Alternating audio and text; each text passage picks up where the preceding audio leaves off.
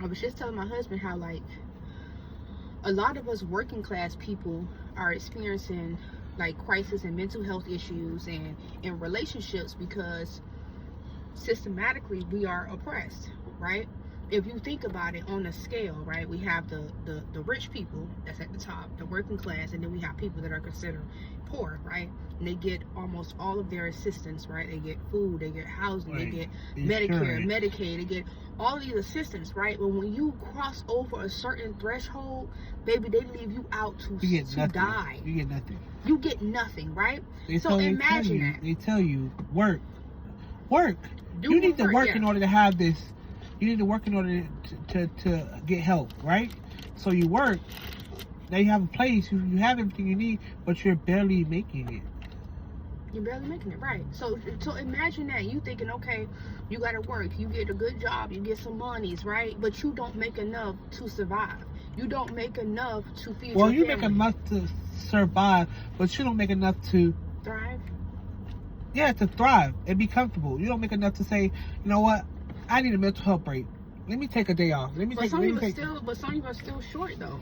So it's not even really thriving. Some people make, let's say, $700 a week, right? But they need $1,000 a week for them to survive in this economy. So it's really not thriving. When you think of thriving, you think of don't need for want nothing.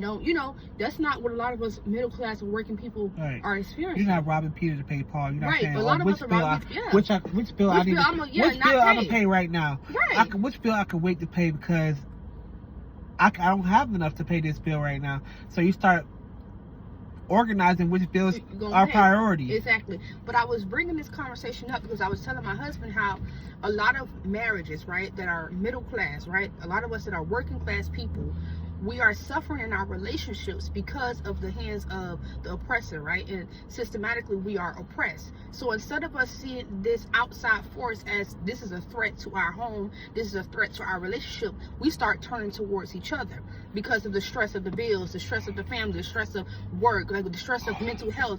We start fighting each other versus being on point and recognizing and being woke on what's truly going on. It's just truly the stress of outside forces that is oppressing us and causing us to lash out in our relationship. So that was the reason I brought this conversation up, because a lot of us are working people and we are basically, we can't afford to live. You one check away from homelessness. Yep. One check away. One check away from just losing everything, honestly. Your mind, losing your home, losing your children, because they're ready for you to mess up, losing your children, losing your health care if you got any. You are one check away from losing everything that you worked hard for. And a lot of people want to say, oh, well, you ain't saving, bitch. How am I going to save?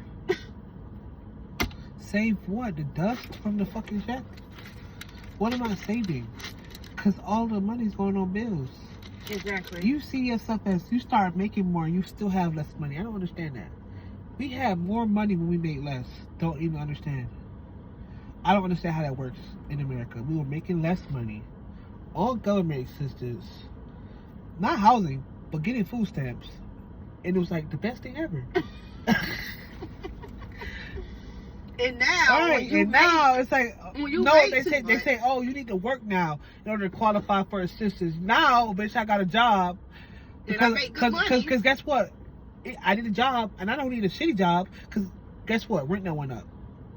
Car note done went up. Water done went up. Light done went up. Food done went up. Like, so I need a better job. So I'm not taking no $10 an hour job. I'm taking something that's $18, $20 an hour.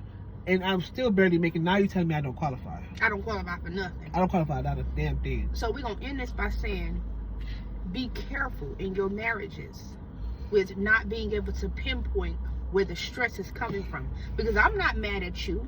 You're not mad at me. We are mad at our circumstances. We are mad at the bigger hand, the bigger forces that are outside of our marriages. And when we start looking at things like that, we can put our head together and put our hands together, put our prayers together, put our minds together, and be able to focus on what's truly important. All right now.